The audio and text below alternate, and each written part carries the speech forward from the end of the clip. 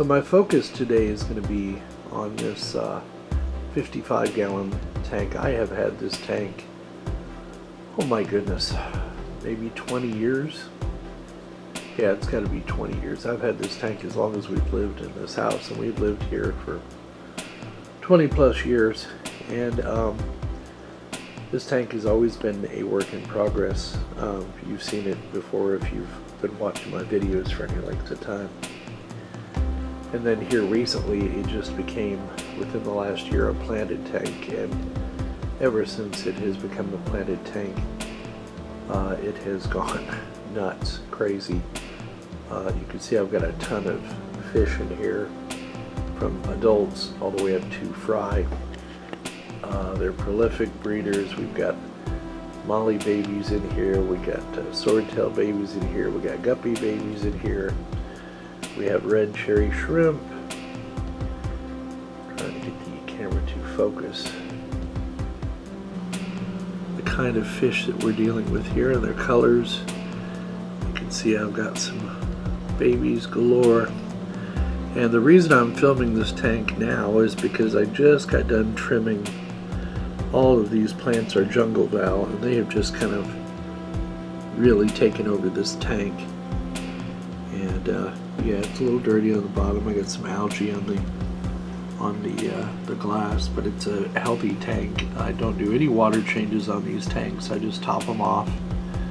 My fish are healthy. Just look at that. Look at these guppies. Look at that beautiful guppy right there.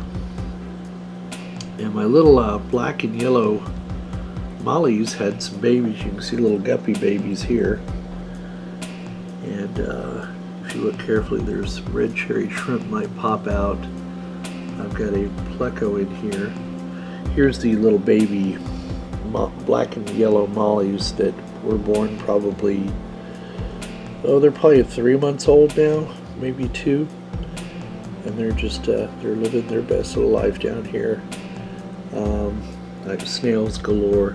In other words, it's a healthy tank. And this is a tank that was strictly had a gravel bottom as a substrate for years, and I just kind of, let the fish do what fish do. They like to breed, and some fish died, some lived, and I just ended up adding sand to this about a year ago and rescaping it, taking all the plastic plants and ornaments out of here and replacing them with real, rock and wood, and eventually repopulating the tank with guppies. And you can tell I get mollies and swordtails in here, my favorites. I love live bears. There's a shrimp. Finally, I added 10 I added 10 cherry shrimp to this tank about 6 months ago, and I think only 3 have survived. But that's live and learn. I've never had shrimp before, so this is a bit of the dark side of the tank because there is some. I'm overrun with duckweed right now. There's a bunch of duckweed, and then there's some Amazon frog bit. I don't know where the duckweed came from. Evidently, it came in on another plant or from another tank when I got fish. But that's all right. I deal with it. I scoop it out about once a week. But I've got an Amazon. I don't know if this is an Amazon sword or a different type of sword. I've got some algae trying to take over, but my algae eaters are taking care of making short work of that. And then I've got the jungle val just goes crazy, and all of these are runners up front that this tank has put off over the last few weeks. And I just recently trimmed the jungle val because it was blocking all the light. I've got some melt on some of the leaves. I've got some, I don't know what this algae is right here, blackbeard algae maybe, I don't know. But the fish deal with it. Mollies like to eat algae. There's my pleco. And then I just got a new addition to this tank the other day. I went to the pet store, and finally they had mystery snails, and there's the one I got right back there. So if you can see that mystery snail making short work of eating the algae off the plants, and just living its best life. And then guppies galore. So if you're not a fan of guppies, look the other way. Got some beautiful, beautiful guppies in here. Candy cane. I think those are called candy cane mollies. I don't know. They're pairing off. They're probably going to have babies soon. Yeah, just abundant life in this tank. So this is my all of my tanks are really an experimental work in progress. I've switched over to planted tanks, and plants aren't cheap, so I'm really good at growing jungle val and Amazon sword, so this might be my source for plants moving forward. I haven't had a lot of luck with other plants, but I'm working on it, getting to know the plants, and yeah, this aquarium pretty much takes care of itself. I do have a filter in here on the back, just keep water moving, and then I've got a sponge filter over here in the corner. In fact, it looks like the air has come unhooked from that sponge filter again, so I need to turn that back on. Okay, I got the filter back up and running. Yeah, the air line came unplugged somehow, but anyway, there's my cherry shrimp here, doing cherry shrimp things. Yeah, just a healthy, wealthy tank. Here's my new mystery snail coming down sliding down the jungle val. Just wow. I would not believe how fast these snails move. You know, at a snail's pace. Works faster than DPS workers, that's for sure. Yeah, I just do very little with this tank. Occasionally I'll trim the val, and so it can get more light. I don't put any fertilizer or anything in this tank. I just let the fish fertilize everything, and yeah, they tend to take care of one another. All right, and then I have a 20-gallon long in here, and I changed out. I used to have concrete blocks and 2x8s, and then I bought this shelving unit, and it's for storage. I'm going to put another 20-gallon down there where the bleach is. But I just rescaped this one. It's got all plastic plants, and right now it's kind of a grow-out tank for my guppies. For my females, I just recently added some juvenile males to this tank, and it's kind of I'm transitioning it from plastic to planted. So it's got substrate, the safety zorb, and then sand on top of it. And then I just sprinkled root tabs on top of the safety zorb this time. And I put some calcium,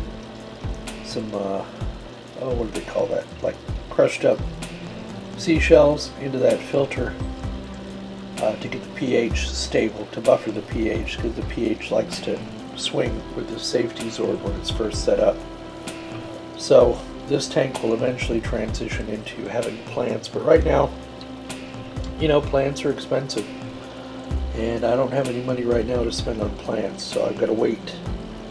But I will eventually get some plants in here. Now, the other thing I did is I took the light off of the top of the aquarium and moved it. I strapped it to the bottom of the shelving unit and gave a little distance between the top of the tank and the light, and it just really, it covers better, it lights the tank better. This is just a cheap $20, you know, aquarium light.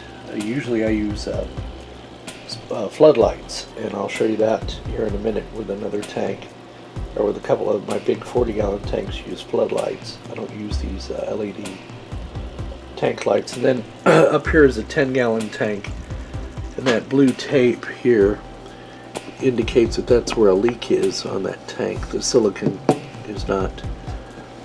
They kind of hurried on this tank. You know, what do you expect for a $12 fish tank, brand new? And it leaked. So I'm just going to turn that into a plant tank. It'll house my plants. But yeah, there's a 20-gallon long that I've redone and rescaped in this room. So the tank in front of me is my Tetra tank. This is the one that I had the outbreak of ick in. And it has fully recovered. It's now going through a diatom algae stage, and I'm just waiting for that to clear up. I've got an autosynclus in here, and I had a pleco, but it's either hiding really well and I can't find it, or it's died. Got some Java fern in there. I've got some dwarf val just kind of sitting in a pot, and then I've got, I believe that's an Amazon sword in the back. It needs to be taken out of its pot and planted into the substrate, but I cleaned the glass on this today, and then I raised the light. Also got a mystery snail. It's right there at the top of the tank, but I also raised the light off of the top of the tank to help control the algae, the diatom algae outbreak. You can see it's covering the side of the aquarium, and it's also, oh, there's my autosynclus. Finally, it finally came out. There you are, little buddy. I thought you had died. Well, listen, you get to work on that algae, okay? And thanks for showing up. I haven't seen him in days. Yeah, he's looking healthy too. Maybe he's just been full. But you can see the brown diatoms breaking out on the rocks and on the riser tube for the undergravel filter, and it's accumulating in the corner. It'll go away on its own. I just scrubbed the glass today so I could see inside the aquarium. And this is, one of those $20 cheapy, creepy aquarium lights. But the tank looks better when you light it higher, when you lift it. I mean, compare this tank to this one. See how dark this one is? And the light's right on top. And yeah, this one, it brightened it up quite a bit, just moving the light up. And then this tank over here, you notice I've got the two floodlights. I've just put those in. Look how beautiful and bright that tank is compared even to this one with the true, in quotation marks, aquarium light. Compare that to that one. I just think it's night and day. I think it's much better looking. And that is how I did these 40-gallon tanks up here as well. They're all lit with those floodlights, the same ones I've got down here on this tank. And they just, it's working really well. I think what I'm going to end up doing is I'll end up switching all my tanks, all my 20 longs, to the two 10-watt LED floodlights. It just seems to give a better wow. And it's actually, I've got a lot of hair algae in here as well. I'm hoping, and the fish are attacking it. They I don't know why guppies eat hair algae, but they do. Anyway, these are. And I need to clean the glass, so pardon the little white stain on the front of the glass. But I'm hoping this will help with the algae, help tone it down by raising these lights up higher. Because what I've noticed is on these tanks up here with these LED floodlights, I don't have any frickin' algae on them. I don't have any brown algae, diatom algae, very little hair algae, if any, and it doesn't grow very fast. It doesn't get out of hand like it did down here on this tank.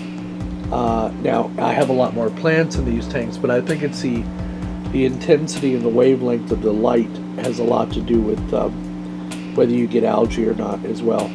And I've tried being the guy that just uses a sponge filter, or going back to my early days of the undergravel filter, but I find that I get my best results out of these little in-aquarium filters or hang-on back filters. I just prefer flow in all my tanks. Now some say, it stresses your fish out, they get tired.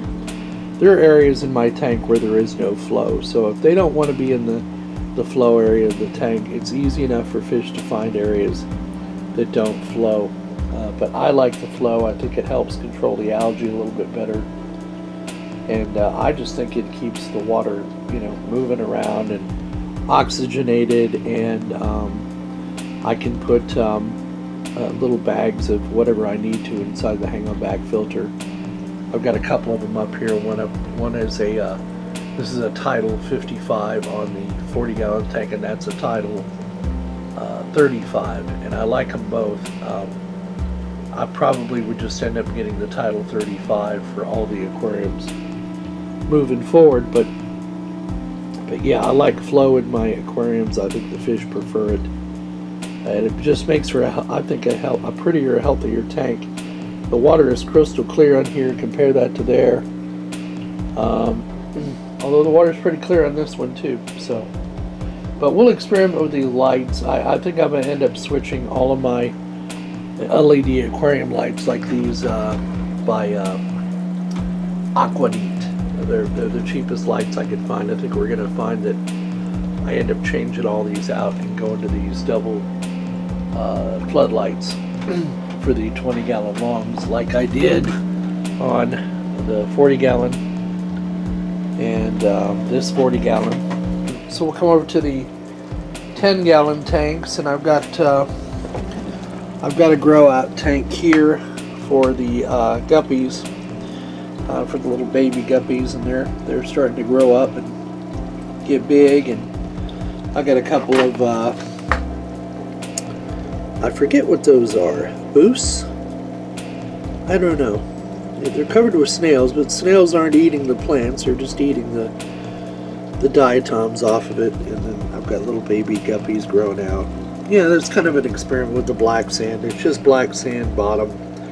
There's no substrate other than the black sand, and this is just designed to be a temporary location for growing out guppy fry.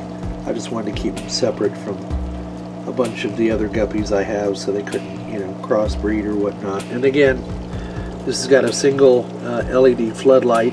It's lighting up this 10-gallon tank. Gives it plenty of light. You know, if I didn't have all this Amazon sword, and look at the frog bit sneaking in. And then this tank I just redid today. This was the leaking 10-gallon tank that I replaced with a new one. And there's my hang-on back filter. And I have a corner sponge filter in here. That's the one that was in the old tank, so that I can not have to cycle this tank again. And then I got a piece of rock in here, and we've got some sand bed, and I've got the safety zorb and gravel as my substrate. And then I mixed in some father fish supplement into that substrate. And then I plan on planting this tank out. I don't know what kind of fish I'm going to keep in here, but I'm going to plant the tank out as soon as I can afford the plants, or I'm going to take plants from my other tanks. And it's just a real simple scape, you know. I just try to make it look appealing. Again, with the single floodlight, 10-watt floodlight. You get these as a pair for like 20 bucks on Amazon. I'll post the link if I remember it.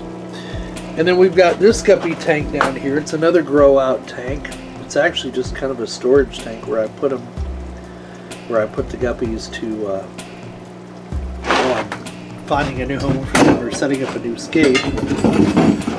So let's come over here, and again, this is another safety zorb tank with an under gravel filter, and you can see the fish. It's a planted tank. I've taken cuts from other tanks and put them in here, and put some wood in here. I just got a nerite snail yesterday and put it in here, and there is a pleco. He is right there. You can see his tail. There's a leopard pleco right there underneath that rock.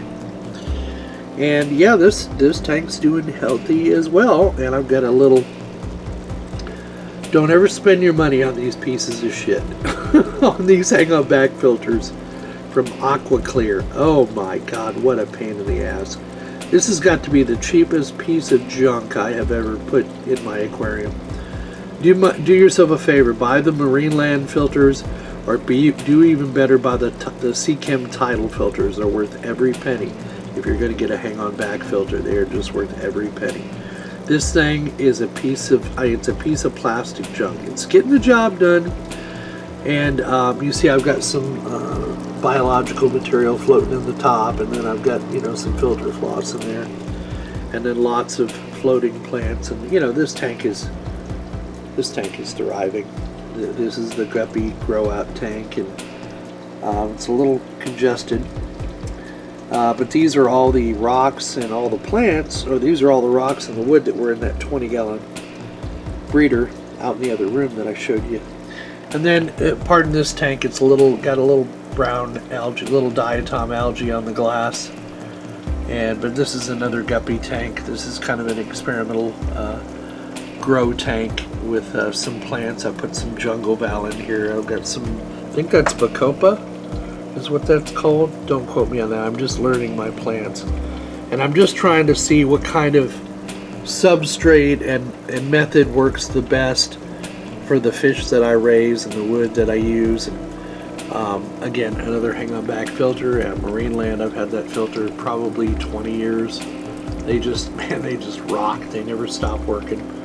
And you know, a lot of people are like, well, you know, these filters have the motor on the inside and they don't self-prime. That is true if the power does go out. But my Marine Lands don't have that problem. As long as my water level is up fairly high on the aquarium like it is now, they prime themselves when they restart just fine. I don't have to get in there and reprime them unless the water level has dropped quite a bit. I need to put a sponge in here and scrape the sides and get some of the algae off. I do not have a pleco in here, and I just added a nerite snail yesterday to this tank, and it's gone somewhere. It's doing snail things, I guess. So, but there's my 10-gallon tanks, and you know, these are kind of like the tanks that I experiment on with growing out plants and new scapes and that kind of thing, because I can do it fairly on the cheap, because I don't have a whole 40-gallon tank to fill with plants. So, and my 40-gallon tanks, they're splendiferous. They're just doing perfect. There's a big old mystery snail. You see why I like them so much. Big old mystery snail. I got my prized gouramis in here. I've got some other fish in here. They all just look. They just get along. They think it's feeding time. There's another gourami back there, and I've got some of the dwarf gouramis there, and of course guppies everywhere you go. I've got a couple of plecos in here. There's one on the wood right there. There's another one that's a little bit lighter than this one. I've got some plants coming out. Here's another one of those gouramis. This one likes to hide, likes to keep itself to itself, and that's fine. It's not aggressive, but it is a beautiful fish. And I've put jungle val in this tank, and you can see how it has already spread. And then I've got a fern here. I think it's an Amazon sword, and it's kind of melting. But I've given it some more food to grow on, and we'll see if it recovers. So just because plants melt don't mean they're dead. They could just be adjusting. So yeah, you see how friendly these gouramis are. They come right up to the glass. And they get along with one another. They're a little territorial. They'll bump one another, but they get the message across, hey, this is my territory, this is your territory. And then one of my favorite black and yellow mollies there. That's one of the ones that had babies in the other tank. Yeah, and guppies. And then here's my other 40 planted tank. This is with the black sand and the substrate, the safety zorb, and I got some swordtails in here, and I got guppies and another gourami. I got a pair of those in here, and occasionally I'll get fry in this tank, but they don't usually last for very long because there's so many big fish, especially with these swordtails and these mollies. They like to eat fry if they catch them. I got another Amazon sword and a bunch of other plants. This tank is just thriving. This is the one I used with the fluorine-based laterite powder in it, and it is just, I don't think I've lost a single fish in this tank since I set it up. Again, I've got a mystery snail back here. Hello, mystery snails. They're just great.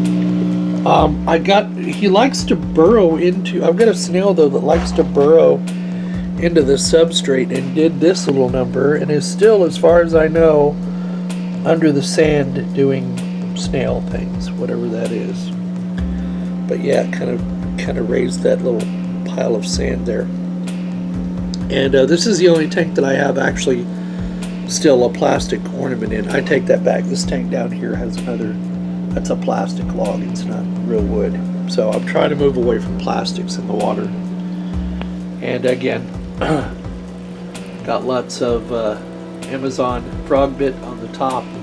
And unfortunately now I have this other stuff that's invasive, this little weed, I forget what they call it. It grows like crazy, but trouble. You won't have any trouble growing this plant in your tank, that's for sure. And then a couple more of these spotlights. So you just see how well that lights a tank, and you get that shimmer of light on the water that you don't get with an LED bulb or with an LED strip light.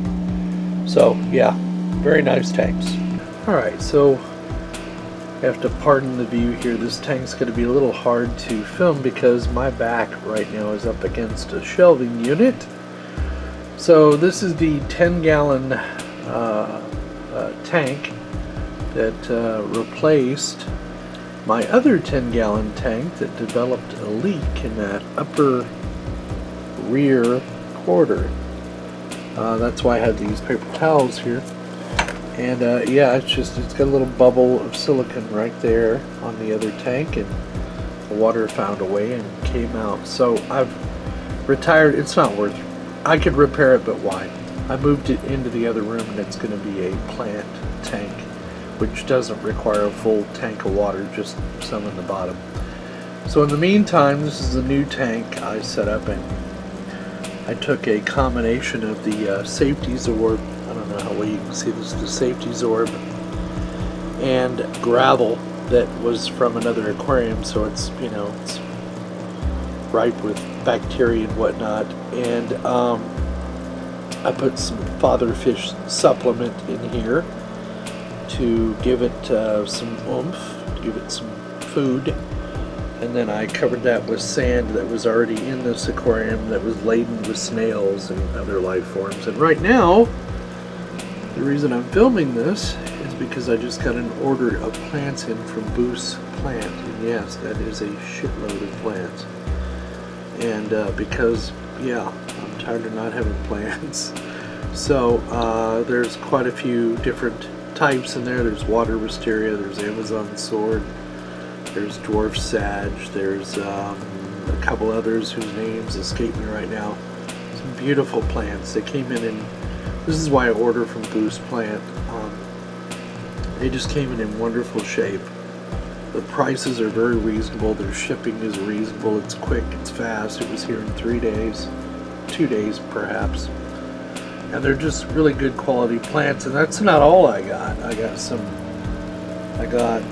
moss here, Java moss ball, and it came in a golf ball size, and I kind of mucked with it and untangled it for some reason. I don't know why, and it became this kind of loose mass, and now it's reconglomerated itself, so I hope all's well. And then I got some of these little plants, and you see my little guppies are down there just loving them already, and one of those broadleaf plants, and then some of these, and of course it's attracting the snails as well.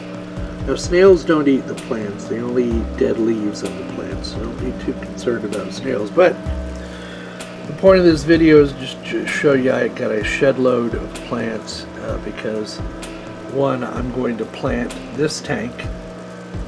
This is going to be a planted tank, and I don't know what fish I'm going to put in here yet, but these are like my nano tanks.